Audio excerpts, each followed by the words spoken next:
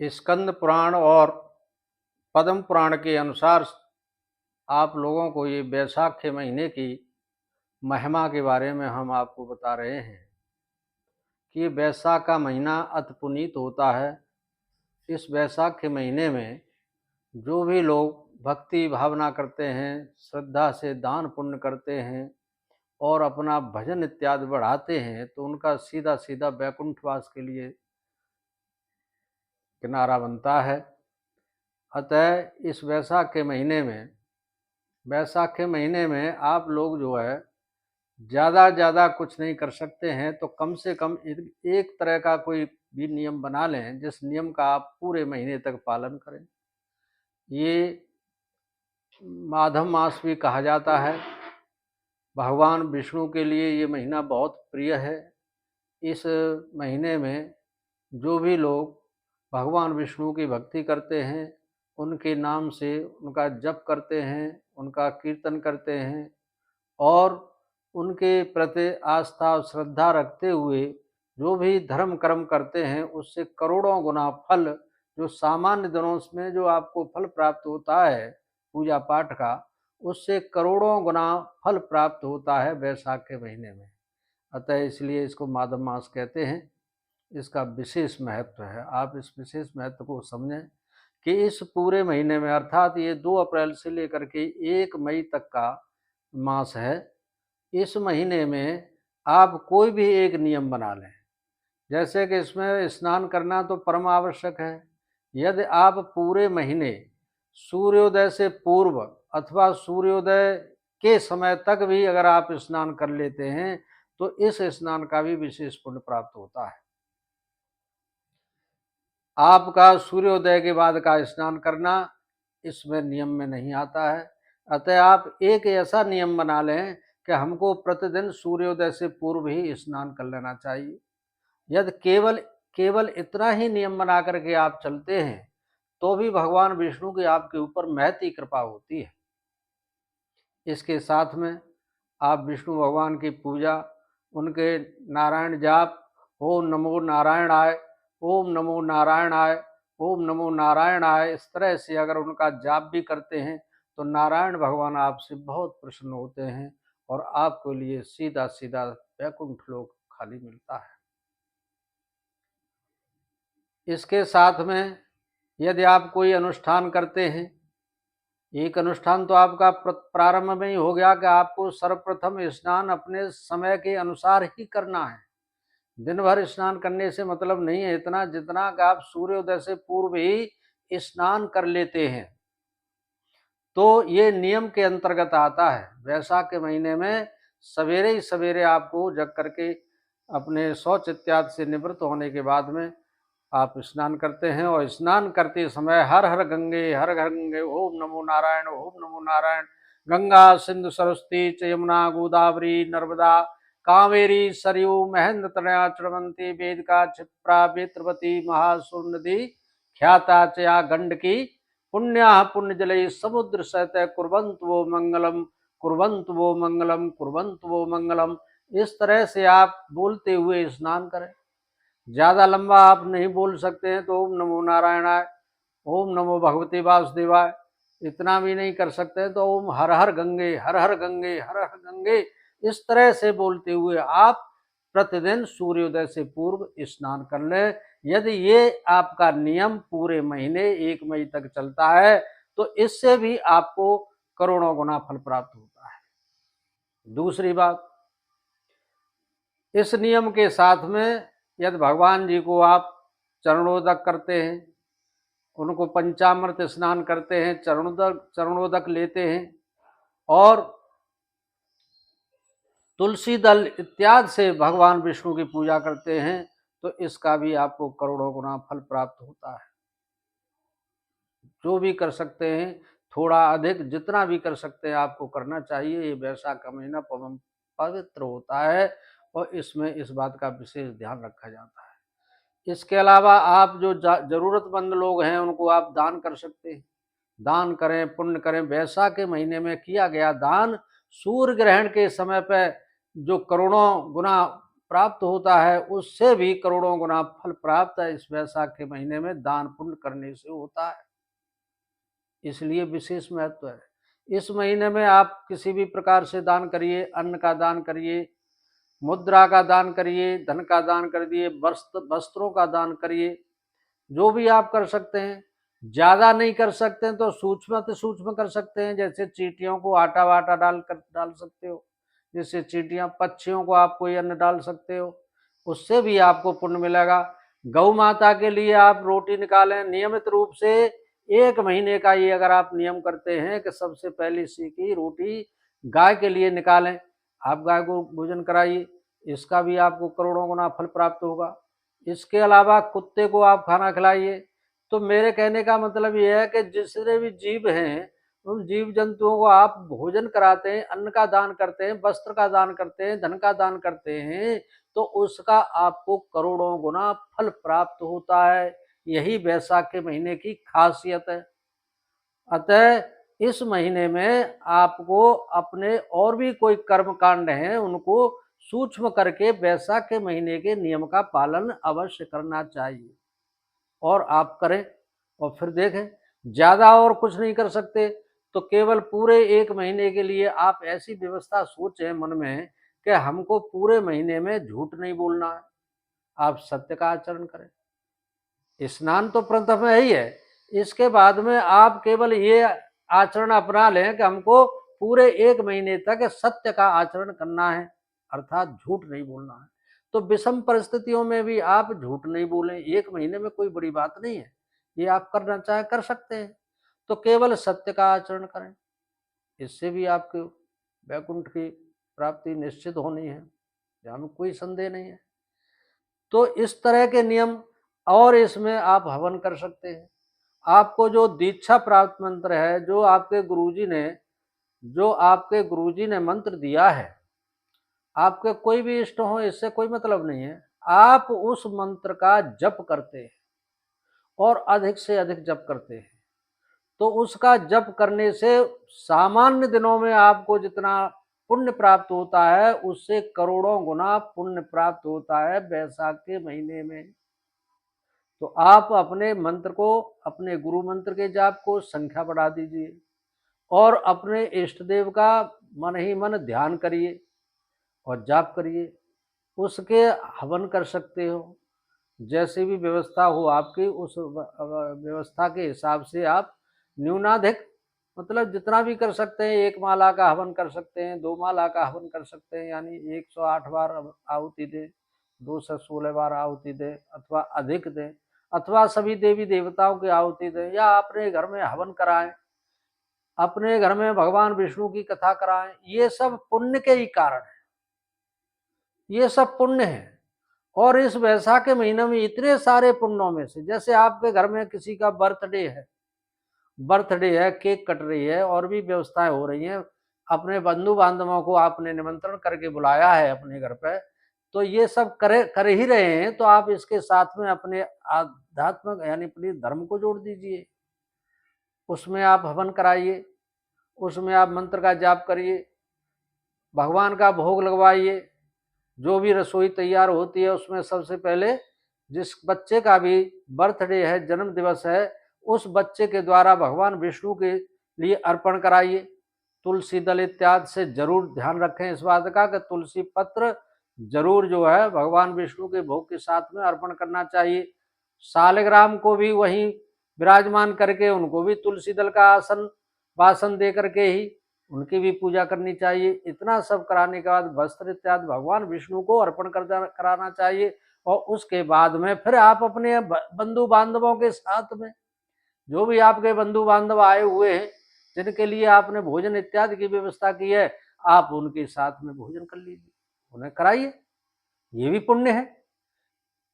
आप इतना तो कर ही रहे हैं, साथ में अगर आप आध्यात्मिक तौर से और धर्म की दृष्टि से अगर इस पूरे कार्यक्रम को भगवान विष्णु के अर्पण करते हुए यदि आप संपन्न करते हैं, आप हवन भी कराते हैं, आप कथा भी कराते हैं, आप भगवान विष्णु के लिए सर्वस्व समर्पण करते हैं, तो यही वैशाख के महीने की खासियत है, यही बात है कि अगर आप इतना साथ में कर लेते हैं तो भगवान विष्णु की और लक्ष्मी नारायण भगवान की आपके ऊपर अद्भुत कृपा होगी, बच्चे को भी दीर्घायु होने का आशीर्वाद मिलेगा और प्रखर बुद्धि होगी। तो इस तरह से यदि आप करते हैं इस वैशाख के महीने में तो निश्चित रूप से आपको करोड़ों गुना फल प्राप्त होगा। यही इसकी विशेष महिमा है।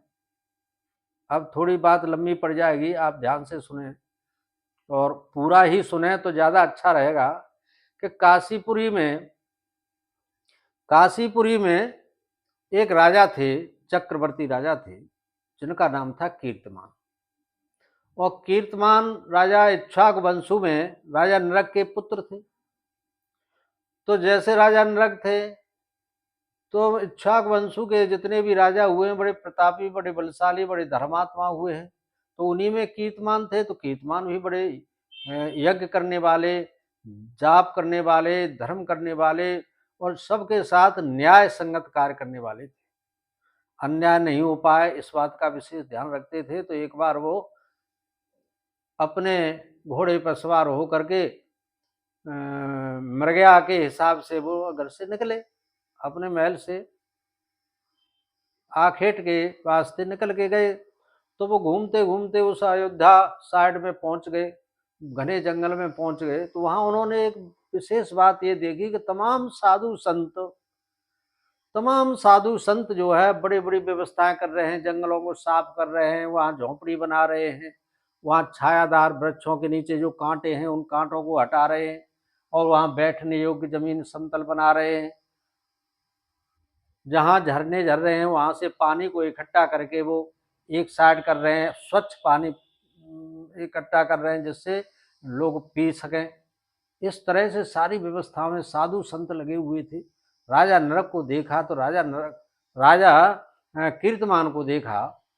कीर्तिमान ने देखा कि ये साधु संत इतनी मेहनत क्यों कर रहे हैं। तो उन्होंने पूछा कि भाई तुम कौन हो, इतनी सारी व्यवस्थाएं कर रहे हो, तुम कांटे वांटे भी रास्ते से हटा रहे हो, ये क्या तुम्हें पता है कि हम राजा हैं? हम तो ऐसा बता करके नहीं आए हैं। तो उन साधुओं ने कहा कि महाराज ये हमारे गुरुजी का आदेश है और गुरुजी ने ही हमको आदेश दिया है कि ऐसा करने से पुण्य प्राप्त होता है, इसलिए हम कर रहे हैं। कि तो इसकी क्या व्याख्या है, हमें थोड़ा समझाओ। तो साधु संतों ने कहा कि महाराज हम आपको नहीं बता सकते, इसके लिए हमारे पास टाइम नहीं है।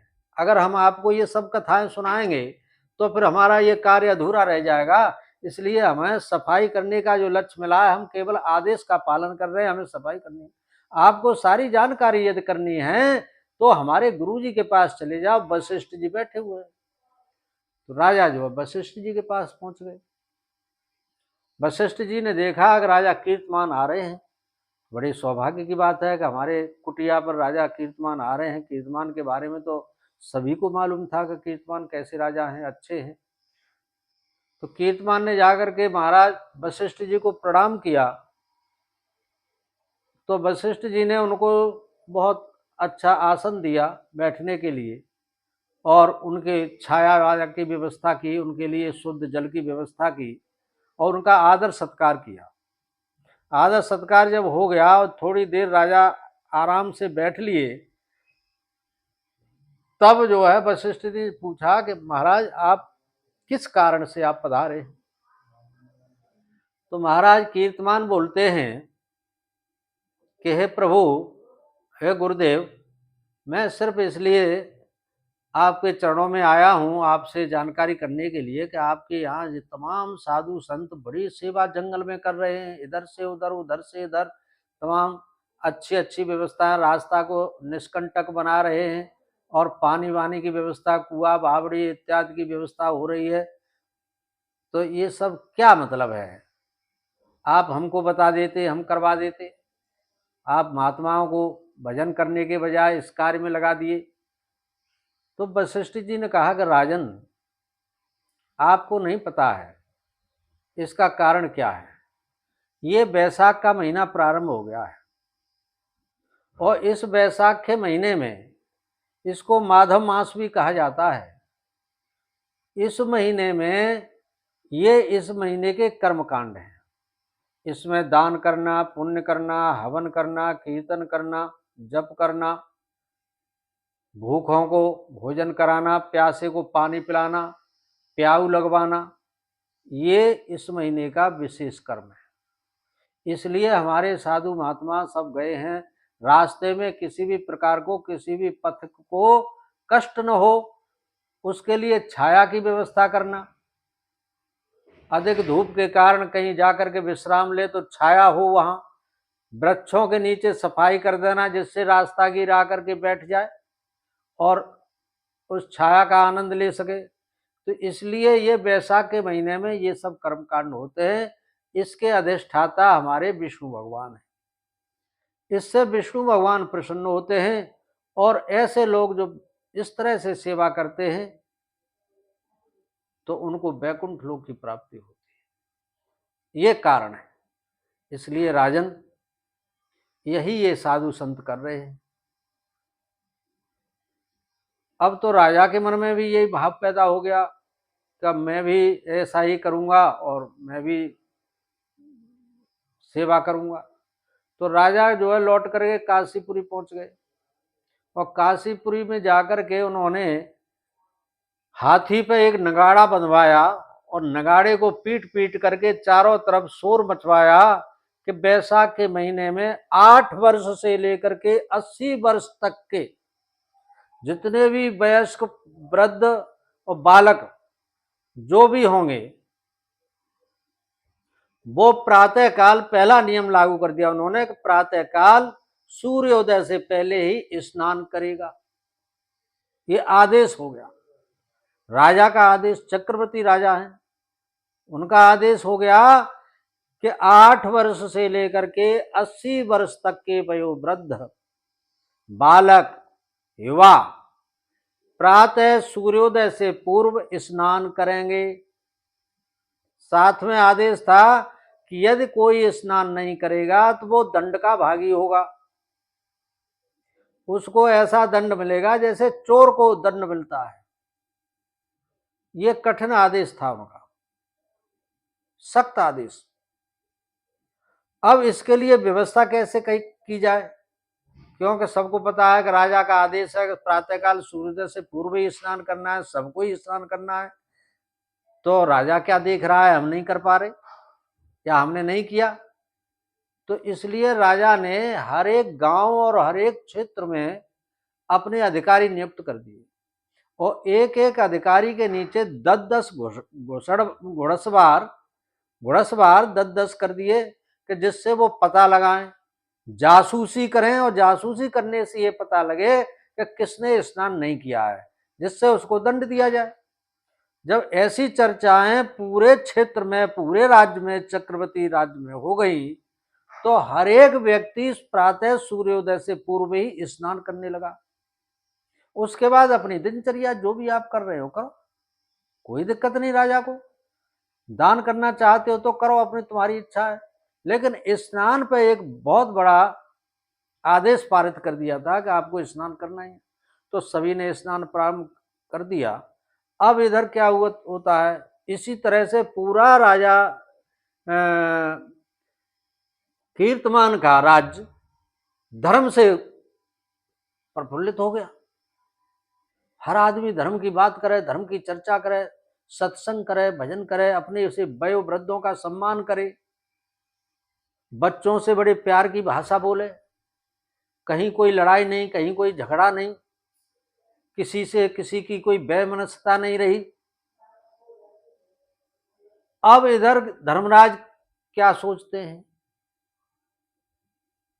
जब ये सब व्यवस्थाएं हो गई तो एक दिन नारद जी धर्मराज के यहाँ पहुंच गए, यानी यमराज के यहाँ पहुंच गए। और वहां जानते हुए भी, नारद जी की तो ऐसी बात थी, आदत है कि जो जानते हैं, वैसे तो भगवान भी सब जानते हैं लेकिन फिर भी भक्त से पूछ लेते हैं। ऐसे ही नारद जी सब कुछ जानते हुए भी और यमराज से पूछने बैठ गए कि महाराज क्या चक्कर है, आपके यहाँ कोई कोलाहल नहीं है, किसी भी प्रकार की कोई हलचल नहीं हो रही है, क्या चक्कर है, कोई भीड़ भाड़ भी नहीं दिखाई दे रही है, लोग यहाँ आ भी नहीं रहे हैं, मालूम तो ऐसा पड़ता है।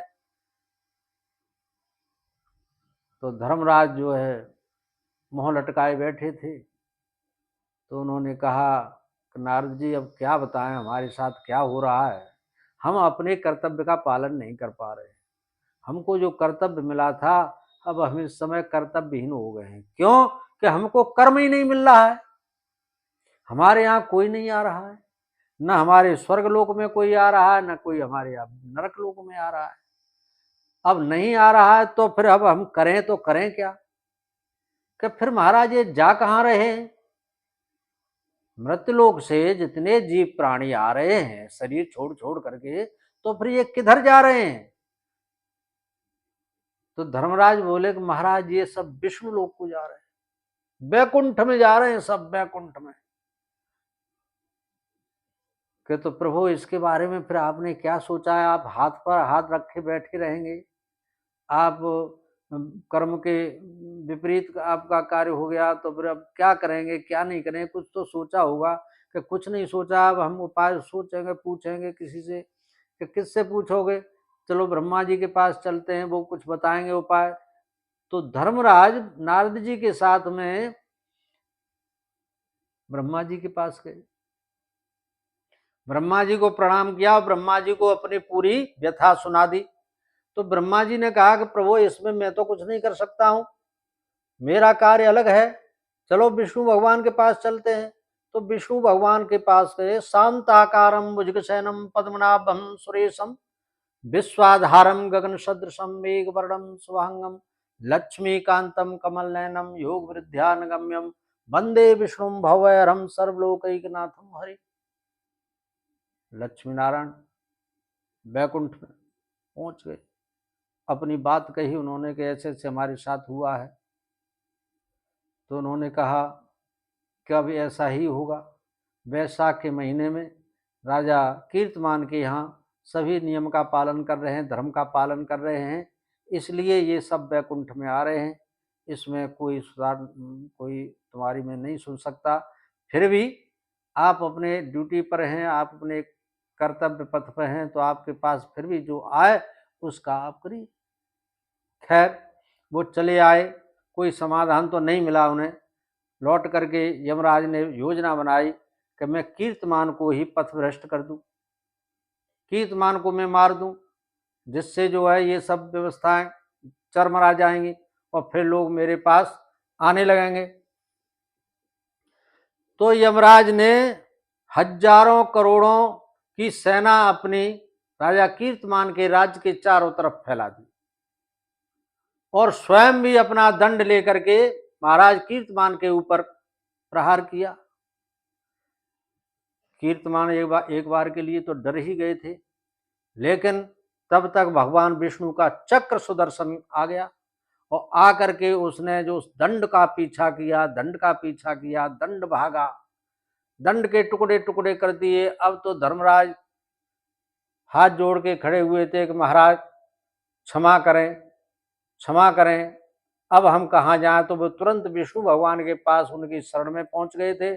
तब विष्णु भगवान से प्रार्थना की, अपनी क्षमा याचना की और कहा कि प्रभु अब हमारे दुकानदारी को भी आप चलाइए और आपकी वजह से और राजा कीर्तमान की वजह से हमारी पूरी दुकानदारी फेल हो गई है, तो इसलिए हमारे ऊपर कृपा करिए। तब विष्णु भगवान ने कहा कि हे धर्मराज चिंता मत करो, अब राजा कीर्तमान के बाद में जो भी राजा आगे आएंगे तो वो इतनी सख्ती से वैशाख के महीने में पालन नहीं करा पाएंगे। तो इसमें भी जो जानकार रहेंगे वो पूरे अपने इसका अभ्यास करते रहेंगे, नियम का पालन करते रहेंगे, तो वो तो वैकुंठ में जाएंगे ही। लेकिन जो इससे हीन वृत्ति में आ जाएंगे, जो आलस कर जाएंगे कि अब कोई राजा का कोई सख्त आदेश तो है नहीं, या राजा हम कोई दंड तो देगा नहीं, अतः इसलिए अच्छा हमारी आज आलस है, आज हम नहीं करना चाहते हैं, तो वो 8 बजे तक सो रहे हैं। तो ऐसे जो लोग होंगे वो धर्मराज तुम्हारे यहाँ आ जाएंगे, तो तुम्हारी भी दुकानदारी चालू हो जाएगी। तो जो 8 बजे तक सोएंगे, 10 बजे तक सोएंगे, 9 बजे तक सोएंगे, तो वो कहाँ से स्नान कर लेंगे प्रातः काल में। अतः इसलिए प्रातः काल का स्नान करना परम आवश्यक है। और इसी क्रम से फिर यही व्यवस्था हो गई। महाराज कीर्तमान के चले जाने के बाद में यही व्यवस्था शिथिल हो गई और शिथिल होने के बाद में फिर भी जो जानकार थे, जो गुरुओं के संपर्क में थे, जो महर्षियों के संपर्क में थे, जो संत महात्माओं के सत्संग में थे, उनको ये वैशाख का महीना आते ही पता लग गया था कि वैशाख के महीने में हमारा ये कम से कम एक नियम स्नान का तो होना ही चाहिए, तो वो करते रहे और करते हैं। और जिनको इस बात का ही ध्यान नहीं रहा, भान नहीं रहा, तो वो अपने 8 बजे तक सो रहे हैं, 10 बजे तक सो रहे हैं, 9 बजे तक सो रहे हैं और ये सब कर्मकांड छोड़ दिए। बाद में 12 बजे नहा रहे हैं, 2 बजे नहा रहे हैं, तो इससे कोई मतलब नहीं निकलता है। इसलिए ऐसा नियम होना चाहिए कि प्रातःकाल, यही वैशाख के महीने की महत्ता है। इसमें आप 1 रुपया डालोगे तो करोड़ों रुपए का लाभ होता है। इतना बड़ा लाभ, करोड़ों करोड़ों गुना जो है इसका पुण्य प्राप्त होता है। यही वैशाख के महीना की महिमा है। और इसी क्रम से यदि आप ज़्यादा नियम नहीं बना सकते, तो मेरे कहने का तात्पर्य तो सिर्फ इतना है कि बड़े नियम नहीं ले सकते मत लीजिए, ज़्यादा बड़े नहीं ले सकते मत लीजिए। एक छोटा सा नियम बना लीजिए कि आप रात्रि को जल्दी सोएं, प्रातःकाल जल्दी जग करके ऐसा विधान बना लें कि सूर्योदय हो तब तक आपका स्नान हो ही जाए। बोलिए गुरुदेव भगवान की जय। बोलिए विष्णु